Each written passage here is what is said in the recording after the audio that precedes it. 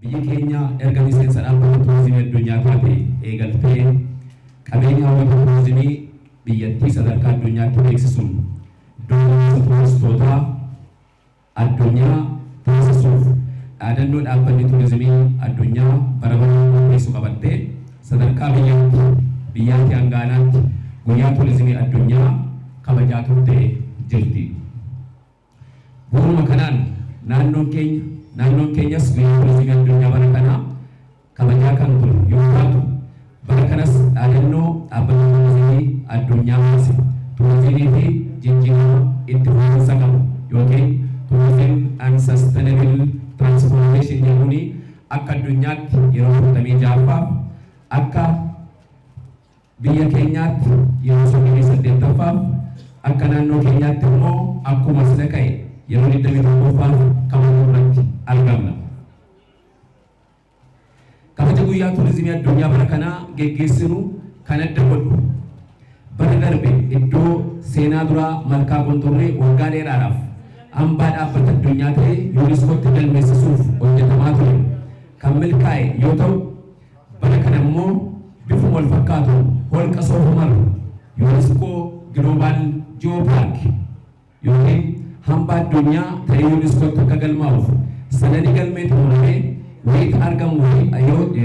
argamuu fi yeroo kanatti naannoon keenya sadarkaa addunyaatti ol baasee mul'isu qabannee geggeessaa jiraachuu fi lafa misooma turizimii eeguuteef xiyyeeffannoo kennuun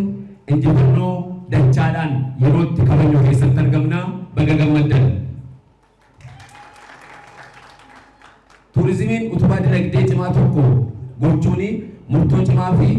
bu'aan dabalame murteessuun piroojektota misooma turizimii gurguddoo bu'uura yaada muummee Itoophiyaa kabajamoo Dr. Abiy Ahmediin karaa adda ta'een hojjetamaa kan jiru holqa Soofumar godina Baalee Bahaa qofa odoo hin taane akka kibba baha Oromiyaatti carraa guddaa fidee wayita dhufaa jiru irra dhaabbannee kabajaa jiraachuun keenya adda taasisa.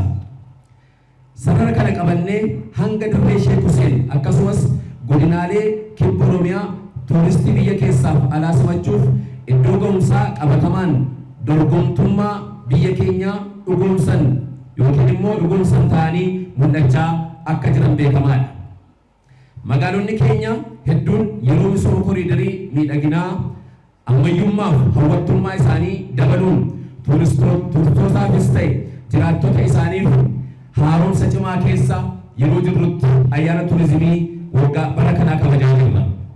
Kun kan bara kana iddoo kanatti turizimii kabajaa jiru adda taasisa jenneetu ilaalla. Hojii itti fufiinsaa hojjetamaa jiruun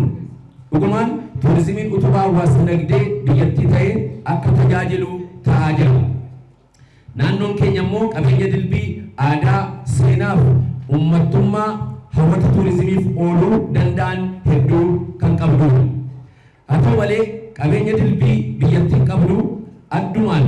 immoo naannoon keenya qabdu imaammata tarsiimoof karoora qindoominaa misooma hunda galeessa hojiirra oolchuun faayidaa uummataa mirkaneessuuf hojiin hojjetamaa ture daran laafaadha jennee ilaaluu dandeenya. Aadaanii fi duudhaa uummata keenyaa gabbataa ta'e qoratamee misoomee akkasumas beeksifamee turizimiif galtee akka ta'utti hojiin hanga yoonaa hojjetamaa dhufeeni bu'aan gurguddaan galmaanis hanga barbaadamee akka hin taane ifa galaadha. Kabajamtoota hirmaattota sagantaa kana biiroon aadaa turizimii Oromiyaa karoora tarsiimoo misooma turizimii itti fufiinsa qabu mirkaneessuuf waggoottan kurnan darban keessa hojii hojjetamaa tureen qabeenya dilbii misoomee hawwata turistii ta'uu danda'u adda baasee daawwattootaaf akka oolan hojii hojjetamaa tureen Oromiyaa sararoota turistii 5tti qooduun hojiin gaariin hojjetamaa turee jira. Sarara gurguddaa 5 kana keessaa sagantaa wal fakkaatuun geggeessaa kan ture yoo ta'u bara kana dhaadannoo dhaabbanni turizimii addunyaa baase bu'uura godhachuudhaan sarara qabeenya marartee heddummina lubbu qabeeyyiin beekamu sarara endemic wildlife route jedhamee kan beekamu kan kan kibba ba'a Oromiyaa ammatu kana keessatti guyyaa tuurizimii kana kabajuuni ergama sektarichaa kan dhugoomsu. Godinaaleen sarara kana keessatti hammataman qabeenya aadaa fi hawwata tuurizimii bal'aa kan qaban ta'us qabeenya mararteewwanii yookiin endemik uumamaa qabaachuun immoo sarara kana baay'ee adda taasisa. Godinaalee sarara kana keessatti hammataman keessaa godinni Baalee Bahaa isa guddaa yoo ta'u qabeenya hawwata tuurizimii kan akka holqa Soor Umar, kan akka Dirree Sheek Huseen, Ardaa Jilaa Odaa Roobaa yookiin wiirtuu sirna gadaa dimokiraasii Sikkoo Mandoo, Fincaa Malkaa Aanguu, gaara seena qabeessa Goonii yookiin gaara jeneraala keenya beekamaa Useen Bunee, holqa Jilbannuur, holqa Duubaancis, holqa Gurguuf, paarkii Gafarsaa Baqaqsaa, paarkii Soof Umar Hammarraa,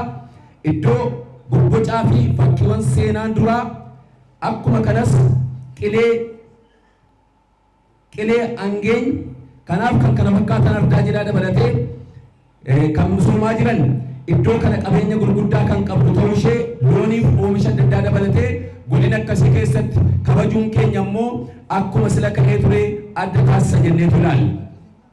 Qabeenya kana haala barbaadamuun misoomsinee addunyaaf yoo beeksisne industirii haaraa hin qabne kan ta'e seektara tuurizimii irraa galii argamu guddisuun badhaadhina biyya keenyaa yaadamee jiru mirkaneessuun ni danda'ama. Kanaaf guyyaa tuurizimii addunyaa kana godina kanatti yoo geggeessinu kuufama qabeenya aadaa fi uumamaa hawwata tuurizimii sarara tuuristii kana keessa jiru sadarkaa addunyaatti beeksisuun carraawwan investimentii tuurizimii babal'isuu, yaa'insa tuuristootaa guddisuu fi iddoowwan ga'umsa tuuristii dorgomaa ta'an baasuun faayidaa hawaasa dinagdee naannichaaf akka oolan taasisuuf kan yaadamedha. Biiroon Aadaa fi Tuurizimii Oromiyaas ergama biirichaa isa ijoo kan ta'e qabeenya aadaa fi uumamaa hawwata tuurizimii naannichaa hirmaannaa uummataaf qaamolee qooda fudhattootaatiin qabeenya dilbii aadaa fi uumamaa hawwata tuurizimii naannichaa qorachuu, misoomsuu, kunuunsuu, babal'isuu fi beeksisuun hojii gama seektara kanaatiin hojjetamurraa hawaasi bal'aan naannootiif biyyaa fayyadamaa taasisuuf yeroo kamiiniyyuu caalmaan hojjechuutti kan argamudha. Akkuma beekamu guddinaaf ce'umsa industirii tuurizimii biyya tokkoof wantoonni ariifachiisan keessaa inni guddaan hojii misooma iddoowwan ga'umsa hawwata tuurizimii taanee hojii beeksisuuf piroomooshinii iddoo olaanaa kan qabudha. Bu'uuruma kanaan Biiroon Aadaa fi Tuurizimii Oromiyaas bara kana sirna kabaja ayyaana tuurizimii addunyaa akka naannootti yeroo 21 kabajamu sababeeffachuun sagantaa daawwannaaf dadammaqiinsa qabeenya aadaa fi uumamaa hawwata tuurizimii kibba ba'a Oromiyaa keessumaa godina Baalee Bahaa qabeenya aadaa fi uumamaa dilbii qabu kana keessatti sagantaa akkanaan yommuu qopheessinu gammachuu guddaan nutti dhaga'ama. Kaayyoon kabaja sagantaa kanaa inni guddaan iddoowwan ga'umsa qabeenyaaf aadaa fi uumamaa hawwata tuurizimii naannichaa gurguddoo sadarkaa naannoo biyyaaf addunyaatti beekamtii argatan xiyyeeffannoon daran beeksisuun faayidaa hundaa galeessa irraa argamu cinatti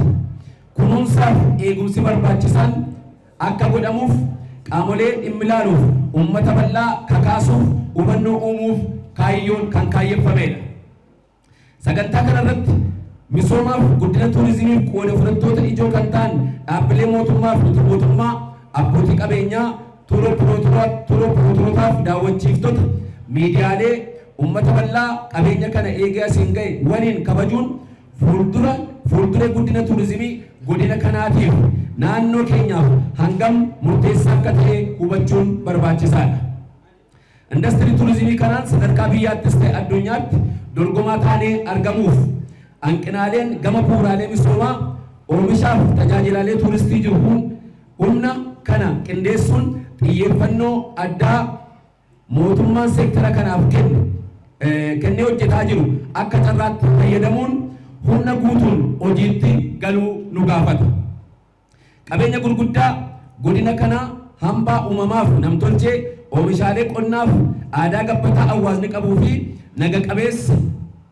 ta'e kana caalmaatti beeksisuun yaa'insi tuuristii daran akka dabaluuf hunduu qooda isaa akka ba'u homaa shakkii tokkollee hin qabu. Dhumarrattis sirni kabaja guyyaa tuurizimii addunyaa 21ffaa sadarkaa naannootti barana kibba bahaa Oromiyaa keessumaa godina uumaan aadaaf uumamaan badhaase godina Baalee Bahaatti kabajame kuni akka milkaa'uuf dhaabbilee fi qaamoleen sadarkaa naannootii kaasee hanga dhuunfaatti keessumaa bulchiinsa godina Baalee Bahaa, godina Baalee fi Yuunivarsiitii Madda Walaabuu, dhaabbilee miidiyaa fi ogeeyyii miidiyaa addatti uummanni kabajamaaf jaallatamaan godina Baalee Bahaa duudhaa sirna gadaa Oromoo keessaa tokko kan ta'e aadaa qabeenya uumamaa eeguuf kunuunsuu uummata Oromoo ganamaa osoo hin gadhiisin qabeenya dilbii kana eegdanii fi kunuunsitanii biyyaaf gumaachuu keessaniif maqaa koo fi maqaa biiroo aadaa fi tuurizimii Oromiyaan akkasumas maqaa uummata Oromoo bal'aan galata koo isinii dhiyeessuun barbaada.